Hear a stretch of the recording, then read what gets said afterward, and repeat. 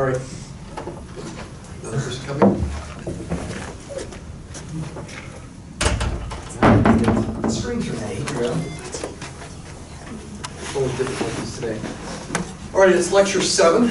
I've got a lot I want to say today. I didn't look at the syllabus, but evidently we have the test scheduled for next Wednesday. What does the test cover? It covers for sure chapters 1 and 2, and I'm going to say a little bit of chapter 3 as well. Though if you look at those old exams, they cover only chapters 1 and 2, and I am trying to go a little faster with you guys, so I'm going to cover a little bit of section 3.1. Question? Great. The reading study guide, so for the exam, should we have 1 and 2 done? Or For sure 1 and 2, and possibly some of 3, and I'll get back to you. Okay, so we can also have questions. Yep.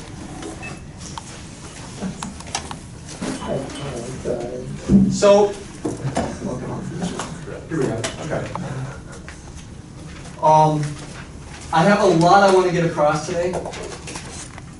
So, of any lecture, this might be the one you might want to watch again if you are watching any again. I want to get across a lot of facts, a lot of things to think about for the test. And then near the end, I also want to go back and look at a couple homework problems of recent homeworks you handed in. Are today's homeworks all in, by the way? Okay.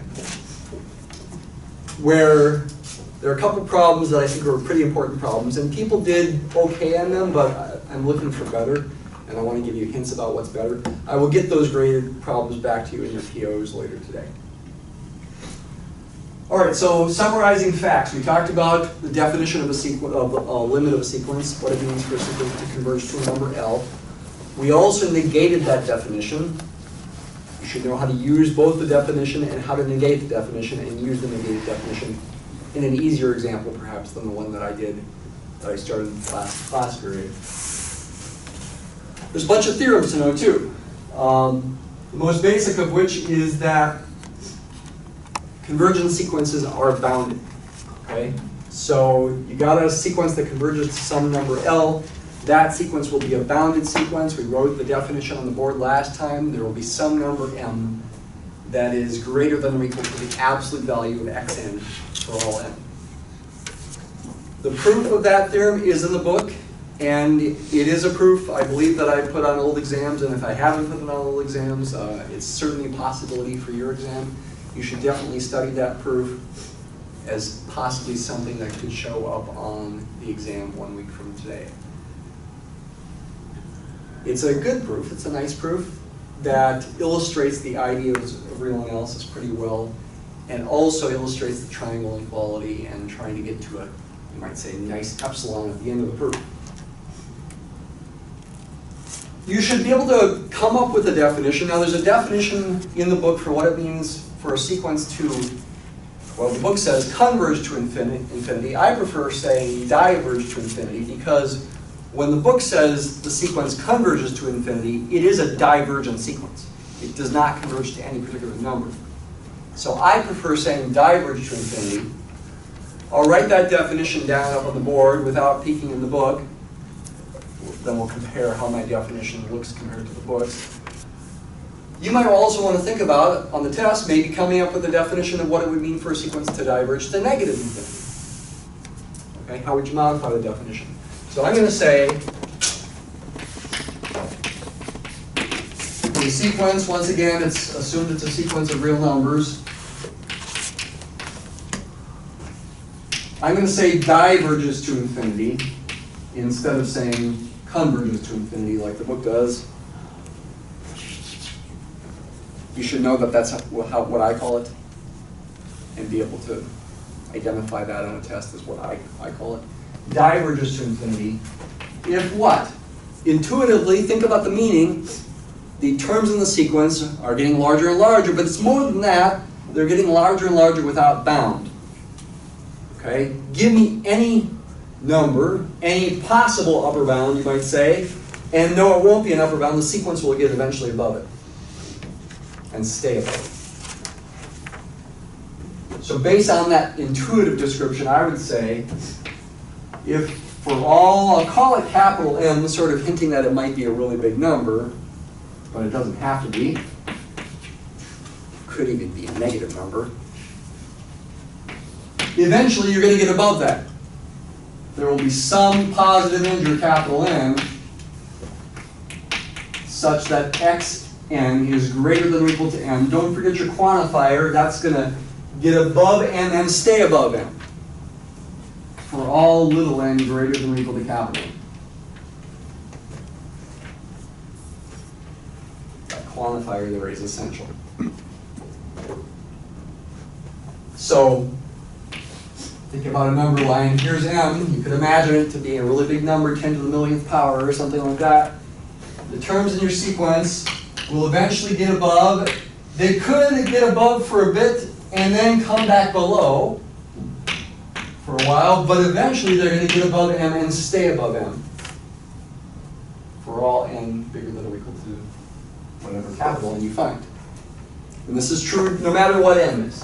M could be, instead of 10 to the million power, 10 to the Google power, okay? Really, really humongous. It'll get above it still. You should be able to use this definition to prove things.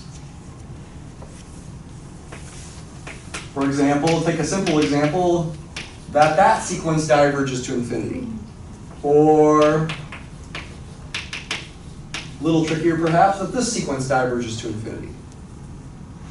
We may assume you know things about square roots with that one, if you're going to try proving that. So you might want to spend a few minutes thinking about how you prove, for example, this sequence diverges to infinity as well. And again, be able to come up with a definition of what it would mean to diverge to minus infinity. How would you modify this definition? It's not much of a modification, actually. Okay, but you can think about how you might want to modify it. And by the way, again, m could be positive or negative here, though you're imagining it to be a big positive number. You don't need a negative sign in front of the m to emphasize m would be a negative number. Okay, m itself could be positive or negative. You should know the algebraic properties of sequences and the Squeeze Theorem anytime you might need to use them. We're going to do an example later today where we will use the algebraic properties of sequences. You should be able to state these facts as well. The algebraic properties are listed in 4 facts. If I remember correctly, maybe even 5. Oh, I didn't compare my definition, did I? How did my definition that I just erased compare with the definition at the bottom of page 55?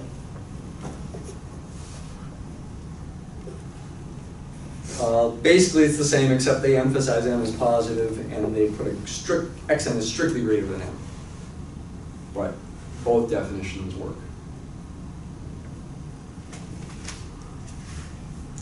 And they give a definition of convergence to minus infinity that uses the definition of convergence to infinity. I said you should be able to modify this definition for what it would mean for a sequence to diverge to minus infinity without referring back to the actual definition that I just erased like the book does. The algebraic properties are listed as 5 properties. You should be able to state any one of those properties in precise form, not sloppy form. For example, the fact that if you've got 2 sequences that converge, that the sequence formed by taking the products of the individual terms also converges. I would just state that carefully. If an, use the curvy braces to emphasize that's the sequence, and bn converge to A and B, respectively, meaning this sequence of the ANs converges to A and the sequence of the BNs converges to B, then the sequence formed by taking the products of the A's and the B's also converges. And you can say what it converges to. Okay, I'm being a little wordy here. You can also say it converges to A times B. In limit notation, you could write that the limit as n goes to infinity of an times bn is the product of the individual limits of an and bn, assuming that those limits exist. Okay, when I write that, I am assuming that those limits exist. How are we doing then, catching those? We're good? Okay. When I write that notation, it's the implicit assumption that these two things exist. The book proves this one, actually. That's definitely a proof you should study. It's a bit trickier than the typical proof, but I think it could show up on the exam. If it did, I'd probably give you some hints, though, because of its trickiness. One hint that you might need, I mean, you'll see this when you study the proof. You want to show that this can be made less than any given epsilon by taking n sufficiently large. One trick that's used there is to add 0 in a convenient way. And the convenient way, well, one convenient way is this. To subtract an times b and then add it back in. I also could have subtracted a times bn and add that back in. So the n I put to go with the a's, but I could have done it with the b's. Just a second here. And then, maybe for extra emphasis before I use the triangle inequality, link the first two terms together and factor out the common factor of an, and link the second group of two together and factor out the common factor of b, and then use the triangle inequality. Actually, I'm doing 2 steps here as well.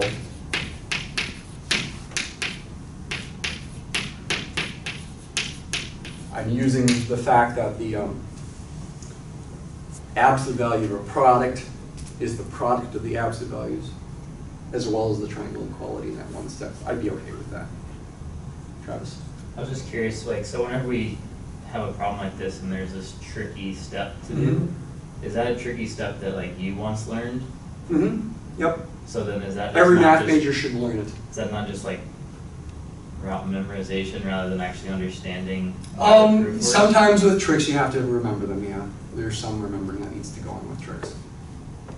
So, and the trick, I mean, once you get used to those kinds of tricks working in certain kinds of problems, you might see other areas where the similar kind of trick would work. So yes, sometimes math does require tricks. One of the most common being to add 0 in a convenient way.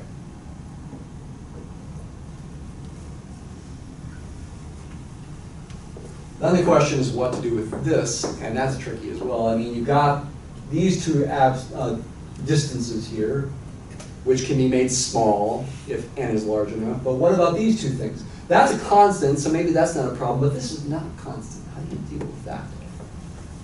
That's the other extra tricky thing in the proof. Like this one.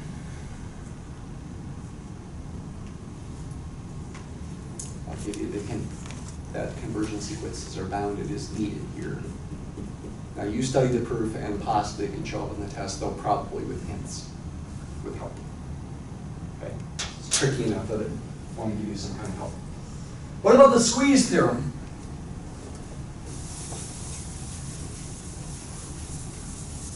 You should know it, be able to state it for the test, be able to use it in a proof.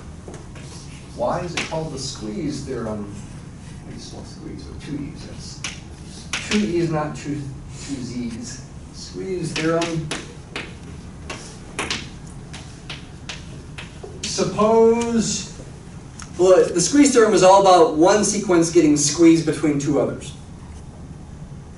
that are converging to the same thing, and therefore the sequence that's stuck between them, that's squeezed between them, gets converged to the same thing too. Suppose you got two sequences that are both converging to the same thing. They both converge to some number L. And suppose you've got another sequence of numbers that's called xn, satisfies the condition that each term for each n is stuck between the corresponding terms for the a's and the b's. an is less than or equal to x and n is less than or equal to bn for all n.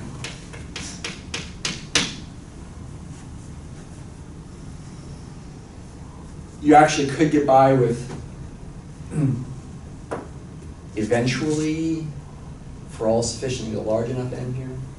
Technically doesn't have to really be for all n. But it's going to be simplest to state if you say for all n.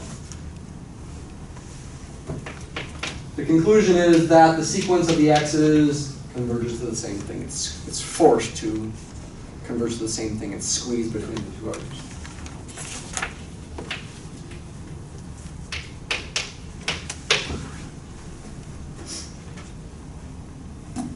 Should be able to prove the squeeze theorem too. It's not too hard. Think about a number line here. Here are the a's. I'm going to go ahead and think simply here and pretend the a's are monotone increasing, and pretend the b's are monotone decreasing. Doesn't have to be the case. So this would imply, this assumption would imply the a's are always less than the b's. For simplicity here, they're both converging to the same thing. Each x is between the corresponding a's and b's. Here's a1 and b1. x1 is between those. Here's a2 and b2. x2 is between those. Again, I'm making these monotone, but it doesn't have to be the case that these are monotone sequences. x2 is between those two. x3 is going to be between a3 and b3. It's squeezed between them. Give me any epsilon.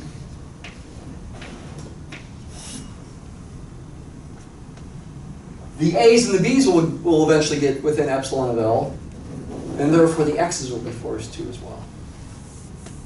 For any given epsilon, you'll be able to choose n sufficiently large by picking, say, an n1 to make the a's within epsilon of L, and an n2, a capital N2, to make the b's within epsilon of L when little n is greater than or equal to those capital N's. And probably you'd take capital N to be the max of those, just like in that proof from the last time.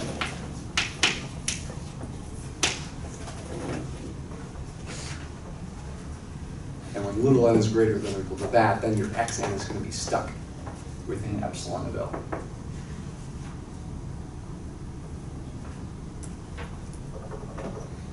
Proof is definitely doable for an exam even without a hint, okay? If you understand how to use the definition of convergence. How would you use the squeeze theorem for something else? For example, the squeeze theorem could be used to prove that this sequence converges to 0, for example. Because sine n over n is squeezed between negative 1 over n and positive 1 over n for all n. And both of these are the terms of sequences that converge to 0. So this one converges to 0 as well.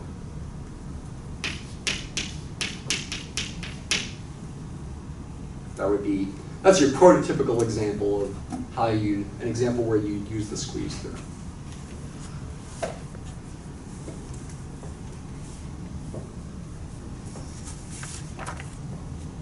Another fact in section 2.1, come back up to the screen here, is that convergent sequences whose terms all lie in a closed interval will have a limit that is inside that closed interval. Can't be outside of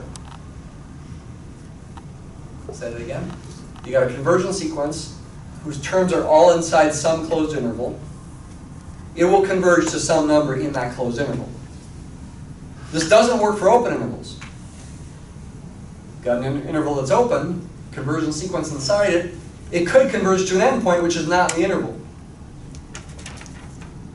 Easy to come up with examples. You should be able to come up with an example. 1 over n, for example, is always inside the interval from 0 to 2, open interval.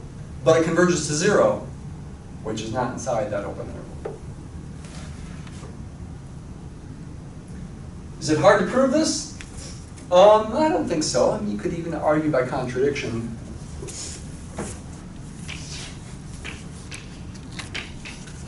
Suppose you've got some closed interval here from A to B, and you've got a sequence that's inside there that is convergent. Could it possibly converge to something else? Argue by contradiction. Assume to the contrary that it has a limit that's not inside the interval. What would the contradiction be? Let epsilon be the distance between, at least in this case, L and B. If L's over here, you have to do L and A. You have to do it with cases. Not sure. Let that be the epsilon. By the definition of converging to L, you'd have to eventually get within epsilon of L a distance less than epsilon, which means the xn would not be inside the interval, and that would be a contradiction. Got that? Thinking with me? Let that be your epsilon, at least, to keep things simple, at least in the case where you pretend L is bigger than B, instead of less than A. Let that distance be your epsilon. If the sequence converges to L, there has to be a capital N where xn would be strictly within epsilon of L when little n is greater than or equal to capital N, which would mean it's outside this interval, though that would take a little proof. Prove it's not inside the interval. A picture wouldn't suffice. But that's the intuition. Again, we're just going over facts here at the beginning of class. How far are we into class here? It looks like we're about 25 minutes or so, almost. I do want to do some examples, some calculations even, at the end of the class. This fact right here is one of the most important facts in the course, actually, though it doesn't necessarily seem like it. A monotone sequence converges if and only if it's bounded. By the way, you could also modify this to say a monotone increasing sequence converges if and only if it's bounded above, and a monotone decreasing sequence converges if and only if it's bounded below. There would be slight modifications of this that would be true as well. Monotone means either monotone increasing or monotone decreasing, though actually the theorem works even for eventually monotone sequences as well. But it's simplest to state in the case where you've got a monotone sequence, not eventually monotone. One of the most important facts in the book, it's a foundation for a lot of other things. It's something you should know and something you should be able to prove. Proof is in the book, I'll let you study it. If you're writing down these things that you should know and be able to prove, or rewatch the video and write it down. Let's just think about the proof. Let's pretend we're in the case where we've got a monotone increasing sequence. There's x1, here's x2. Maybe x2 and x3 are the same. Maybe even x4 is the same, but then x5 is strictly bigger. Maybe x6 is the same. Okay, monotone sequences do include the case where you sometimes get equality instead of strict inequality. x7, x8. Assume this is bounded above. We already know convergence sequences are bounded. So that for this if and only if, we already know that if the monotone sequence converges, then it's bounded. We already know that. The only thing left to do is to say if I've got a monotone sequence that's bounded, it also converges. That's the only significant thing to do here. Catch that? We already know that all convergence sequences, monotone or not, are bounded. Therefore, monotone sequences that converge are also bounded. The only thing significant to do is to say, if you've got a monotone sequence that's bounded, it would also converge for this if and only if, right? IFF means if and only if. Here we have a monotone sequence that's bounded, some number m that's greater than or equal to all the terms in the sequence. How do you prove it converges? Does it necessarily converge to m? No, it doesn't. It might not get arbitrarily close to m. I mean, m is arbitrary. Anything bigger than m is an upper bound anyway. So, you know, it can't converge to all those things. What do you think it's going to converge to? Can you describe what it converges to? Have a guess? Or did you do the reading and you remember? From section 2.2? Think about something really fundamental for this course. The foundation of everything. What do we call it? Start with the C. Start with the C. It's related to that. It's called the, oh no, foundation of the whole course. The reals aren't just an ordered field, they also satisfy the completeness axiom. It's a bounded sequence. The set of terms as a set is I should say it's bounded above here. The set of terms as a set is bounded above. It's got a supreme. It's a real number. That's going to be the limit of the sequence. You know it exists, and then you have to prove it's the limit.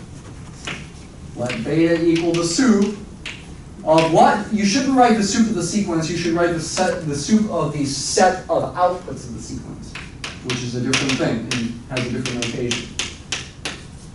We take sups of sets. This is not the sequence itself, it's the set of outputs. It's the range, so to speak, or the image of the sequence as a function.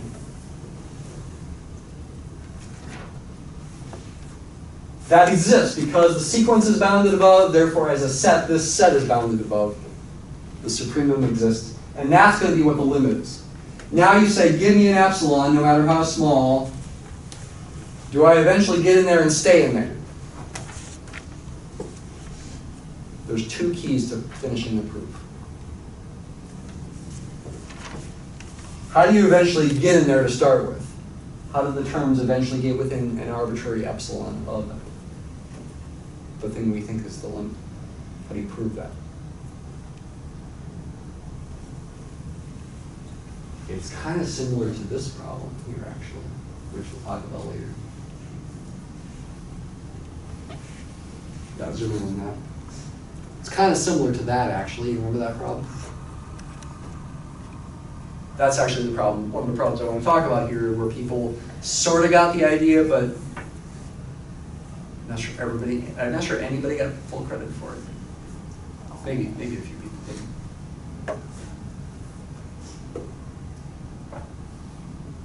Beta is the sup. It's the least upper bound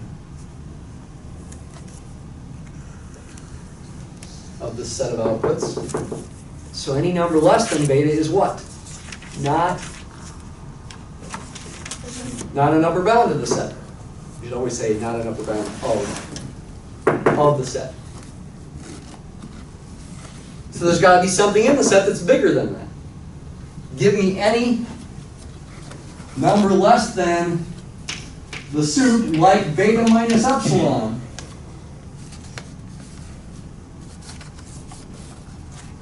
Beta is the sup of the set. Beta minus epsilon is strictly smaller.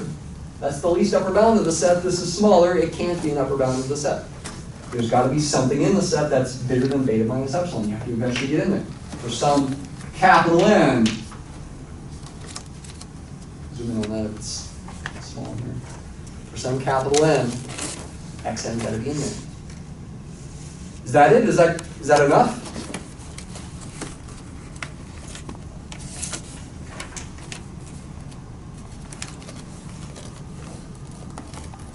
It's not enough.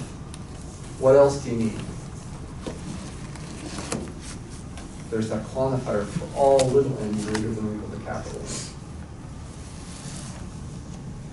How trying to get that to follow. What have I not used really yet, except in the picture? Our assumption is monotone. Exactly, the assumption that's monotone increasing in particular. So for all little n greater than or equal to capital N, the subsequent xn's can't be less than x sub capital N. They have to be greater than or equal to it. They still have to be within epsilon of beta. So it is the monotone nature of the sequence, in addition to beta being the suit of the set that gets you to the final conclusion. So not doing full proofs here. Talking about ideas, you really need to be thinking here. I know it's difficult at this time. I do see a few people with coffee, maybe me.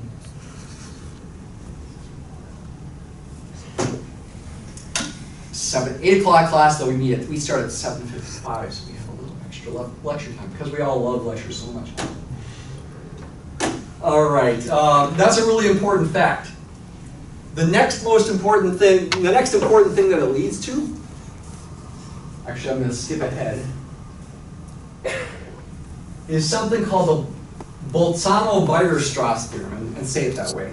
Think German. Bolzano, the Z sounds like a oh no. What would I do without my mathematics? Bolzano, W sounds like a V, Weierstrass. Not Bolzano-Weierstrass. It just sounds wrong. I mean, sometimes people anglicize many, French or German names, and sometimes it seems okay. But I don't know. With mathematicians, I don't know. This is how I'm taught to pronounce them, at least. Bolzano and Weierstrass. I got a quick question just on the last thing. Just thinking about that still too. We were thinking about this is kind of when you look at the picture, you assume monotone increasing, kind of. Is it okay to say, like, without loss of generality for the proof that you could consider with monotone increasing and then it's also true for monotone decreasing, or would you have to do 2 cases? So you're talking about the full generality of the theorem, proving that? Yeah, I mean, if you've got a monotone sequence and you know it's bounded, you want to show it converges. Definitely, you could do it case by case. You could say, well, first assume it's monotone increasing and do it this way. Next, assume it's monotone decreasing, and the limit's going to be the nth instead of the sup. Probably another way to do it, I'm guessing, is if it's monotone decreasing, you could create a new sequence whose terms are the opposites, the negative xn's of the original sequence, which would be monotone increasing. You'd know that converges already by this one, and then flip it back for the original sequence. But it's almost the same amount of work either way, I guess. What's the Bolzano-Weierstrass theorem say?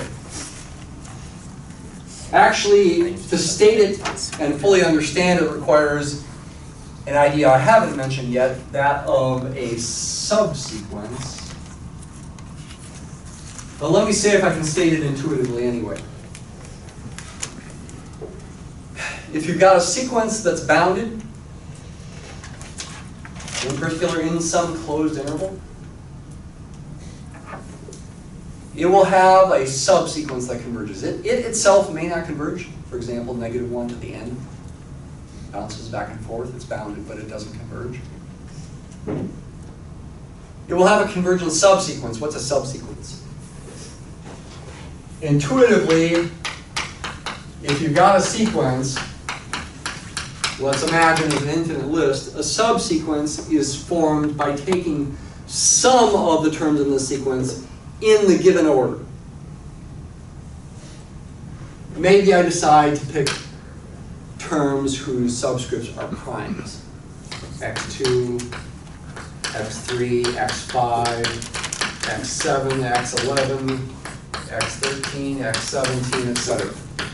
That would be a subsequence of the original sequence. It's some of the terms in the original sequence in the same order, but I'm just picking some of them. There's infinitely many subsequences I can pick. If you've got a sequence convergent or not, that's bounded, and in particular inside some closed interval, then it will have a convergent subsequence even if the original sequence does not converge. For -1 to the n,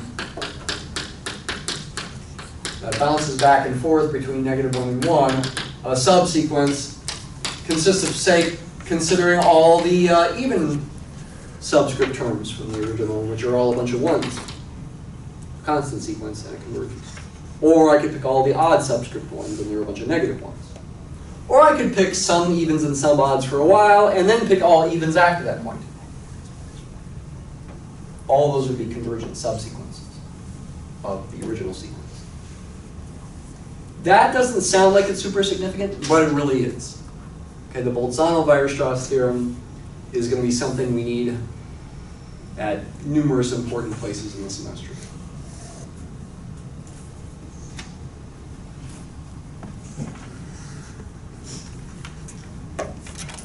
What would be best use of time here? I think I'd like to continue with more definitions and theorem statements for about 5 to 10 minutes here, and then spend about 5 to 10 minutes looking at those homework problems. I'm going to focus on this here. Something else really important. All of chapter 2 is really foundational, okay? I keep saying everything is really important because it is, okay? It's the foundation for all the rest of the class here. Chapter 1 is as well. Chapter 1 and 2 are foundational. Chapter 3, you might say, is a little less foundational, though still important. Everything in the book depends on chapters 1 and 2. Not necessarily everything in the book depends on chapter 3. It's still important, but I think you can probably get away with saying not everything depends on it. Maybe I'm wrong in that statement. We'll see. Okay? But definitely everything depends on chapters 1 and 2. Another really important thing is something called the Cauchy Convergence Criterion. Again, pronunciation. Don't say Cauchy. It just hurts. It hurts my ears. Cauchy. It sounds so much better. You should just naturally say Cauchy when you see that. Cauchy Convergence Criterion. Well, first of all, what is a Cauchy sequence?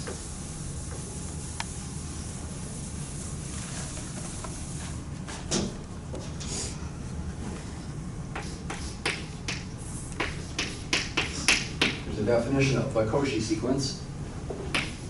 A sequence, again, of real numbers, is a Cauchy sequence. Do capitalize Cauchy, it's a person's name. Cauchy's great. I do tell my calc students, whom I teach a little bit about epsilon arguments, in fact I did the other day,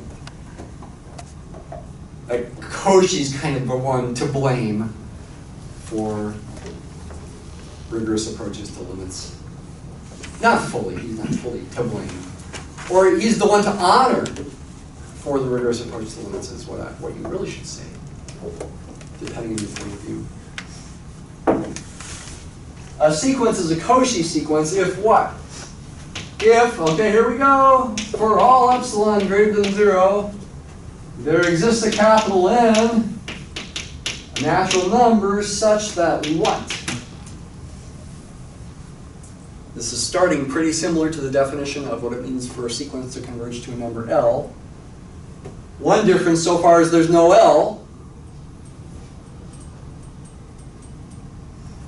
And there continues to be no L, no limit. If the distance between the terms xn and xm can be made less than epsilon by taking both n and m sufficiently large, in this case bigger than the n, the capital N you find, with all little m and little m greater than the capital N. So at the start here in this definition, we're not necessarily saying such a sequence will converge. We're not saying that the terms in the sequence are getting arbitrarily close to some L. We're saying they're getting arbitrarily close to each other. Give me any tolerance, 10 to the negative million power. Keep using that. no matter how small, eventually, if capital N is large enough, all the terms for little subscripts bigger than or equal to that capital N, all those terms are within epsilon of each other.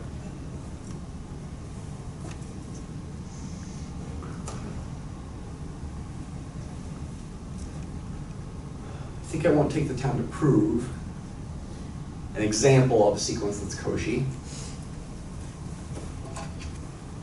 You come up with examples like we had last time. What was the example? 3n over 5n plus 11 or something? I think that was it. To prove that's Cauchy, it's not super hard. But for sake of time, I'm not going to do it today. Maybe next class. It's not super hard.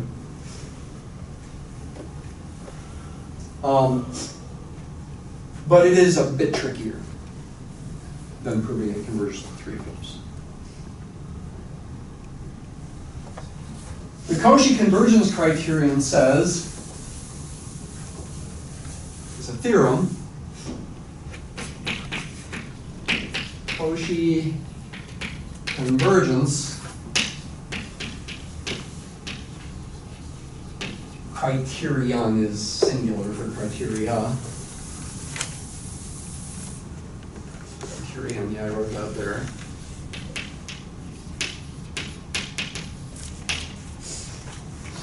Says that a sequence of real numbers xn converges if and only if it is Cauchy. Xn is, I should really say, is a Cauchy sequence. But it is common to shorten that to just saying it is Cauchy. It's understood that when you say the sequence is Cauchy, that you mean it is a Cauchy sequence.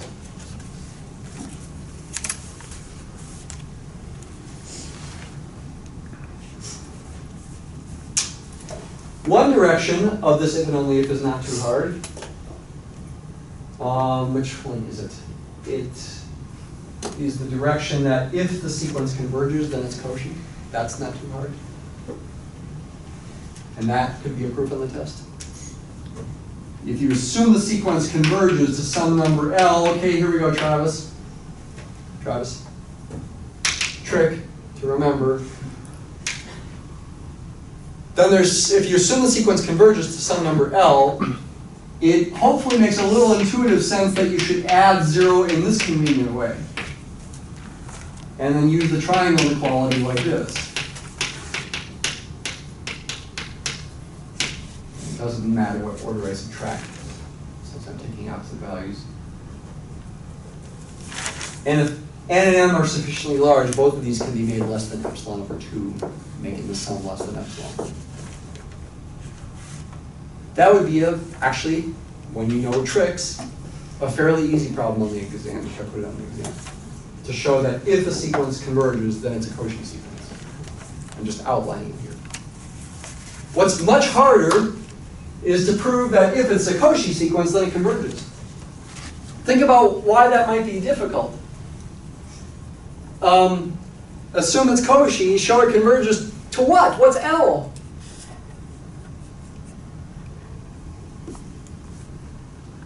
What's L? What would it converge to? You don't know what L is. Maybe a superinf of something? That might be the initial guess you might make. And you are going to use the completeness axiom. The proof the book does. You should definitely study the book's proof of that. It's pretty hard. If I were to put that proof on the test, I definitely need to give you some guidance. But study it well enough that you think you could do it with some guidance. Maybe I'd write half the proof for you, and you just try to finish it. I've done it before on tests.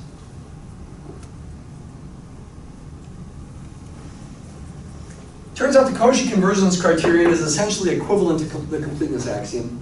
And in fact, instead of stating the completeness axioms in terms of soups, you could state the completeness axiom as well, define what a Cauchy sequence is first, and then say, essentially, I'm going to assume this is true. You could take it as an axiom, as an alternative approach to constructing real numbers.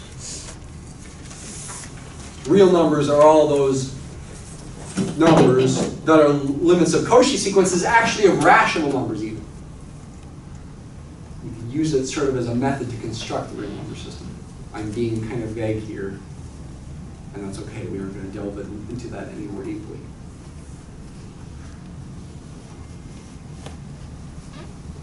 All right, we're going to end class today by looking at these problems that were on recent homeworks.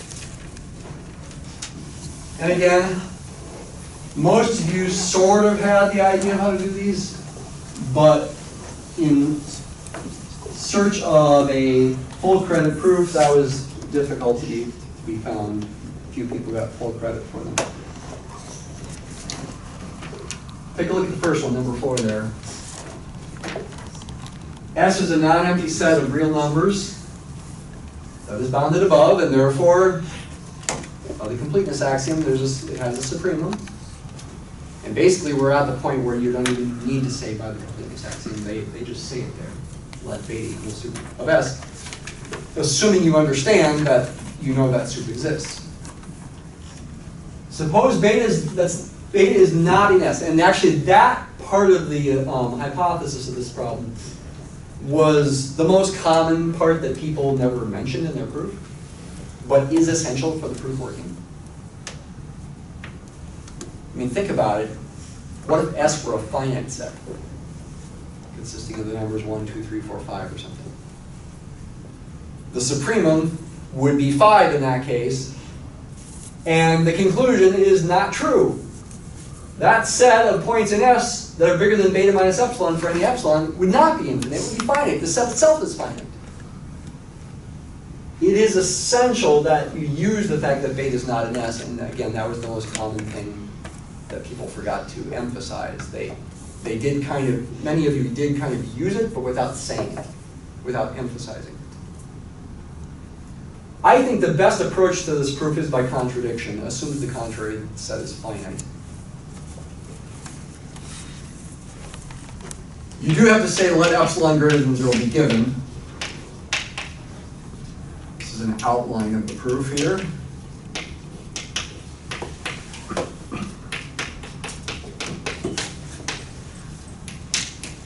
Of number 4 from section 1.4. Because you got to do it for an arbitrary epsilon. For each epsilon, it needs to be true, therefore let epsilon be an arbitrary positive number. You could give the set a name, call it capital A is the set of all x and s, such that x is bigger than beta minus epsilon. Assume to the contrary,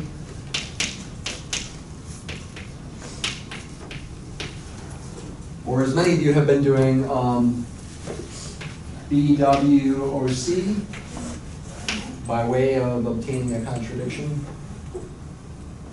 That's fine. That A is finite. Say A equals x1 through xn.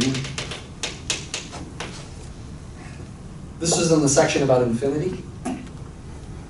We are really using the definition of finite here. By listing out the elements, we are essentially saying there is a bijection, a one-to-one and non-to mapping from the set consisting of 1 through n to this set.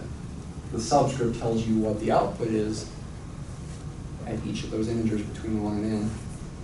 Kind of like a sequence, though not a sequence. And without loss of generality, you may assume x1 is less than x2, is less than x3, is less than xn. And here's the important point, beta is not in S. This is a subset of S. A is a subset of S. Beta is not in S. None of these numbers can be beta. Beta is the least upper bound. It must be, xn must be less than beta. Many people wrote that without saying, without emphasizing that this is since beta is not an x.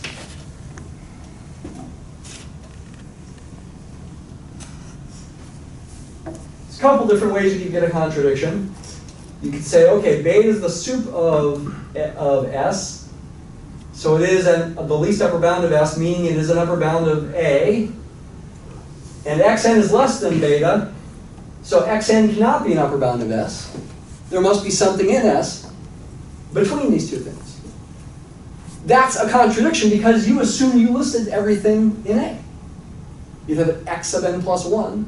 There would be a new number between these two things and would have to be in A by definition of A. And that's a contradiction because you've already listed everything in A. You assume you did.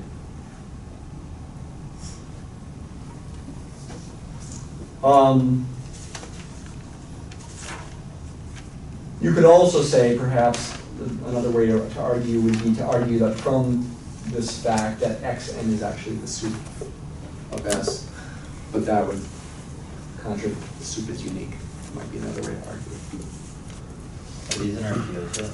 No, I haven't put them in there yet. I'm still working on them. They're not fully graded, the last two assignments. So I'm not finished here, but I'm almost finished.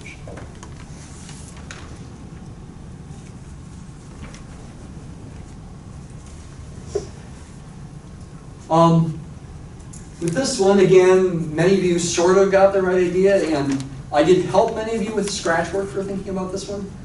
But then when you wrote up the proof, you sort of really wrote up your scratch work instead of the proof. You put the choosing of the epsilon at the end. You really should go at the beginning. Argue by contradiction. We're trying to prove f is increasing on the interval from A to B. By the way, decreasing is not the opposite of increasing. Is one common mistake. We're trying to prove f is increasing on the interval from A to B. That does not mean it's decreasing, if you assume to the contrary, that it's not increasing. Not increasing does not mean decreasing. It just means it goes both up and down, perhaps, or is decreasing. One of those two types of things would be not increasing, at least for continuous graphs. And that would be the argument is you're assuming to the contrary that it's not increasing. That would mean not that for all x less than y, that f of x would be greater than f of y, because that would mean it's decreasing. It would mean there exists an x and y, such that x is less than y and f of x is greater than f of y. That's important.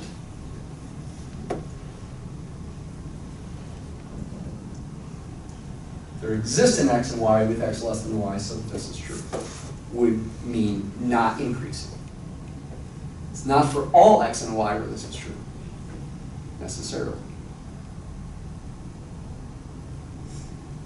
So that's one subtle point that many people miss. And another thing, again, is people sort of did their scratch work as their proof and they picked the epsilon at the end, which can sometimes kind of be okay, and even our book does that sometimes, but when you're first doing real analysis, you really should now pick the epsilon to begin with here. What's the contradiction we're going to get here? We're going to find an epsilon where g is not increasing. That would be the contradiction. You're assuming g is increasing on the interval. Prove that there's some epsilon, find an epsilon where g is not increasing. Actually, you could phrase this argument as an argument by contrapositive instead of an argument by contradiction. Either way is okay with this kind of problem. With proving the square root of 2 is irrational, you have to argue by contradiction, a true contradiction problem. This one could be thought of either as a contradiction problem or a proof the contrapositive, being if f is not increasing, there is some epsilon greater than 0 where this function is not increasing on the interval as well. You can phrase it either way. And they basically are equivalent proofs. That doesn't happen with proving the square root of 2 is irrational. So we have to go back and look at why. So I mean, I showed scratch work for figuring out the epsilon. Let me just say what the epsilon you pick. You should say something to the effect of choose epsilon greater than 0 so that it's also less than, it turns out being f of x minus f of y divided by y minus x turns out to be the way to choose it.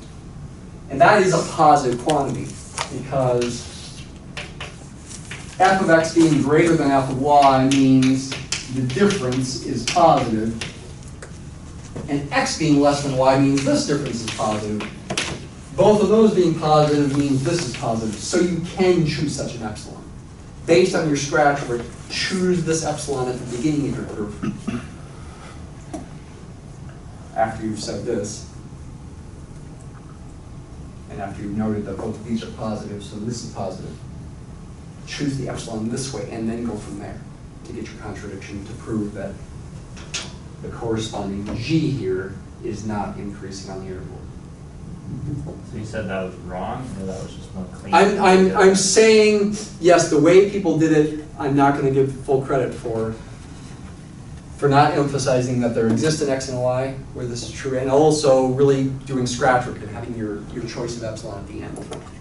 But is it wrong to have the epsilon at the end, or is it just more nice? I think you can get away with it as a professional mathematician sometimes by putting the epsilon at the end. It's not really fully the best, so I want your epsilons to be chosen at the beginning based on your scratch work. Right, so it'll be a minor deduction for that part, unless you said something else wrong. Okay. All right, thanks.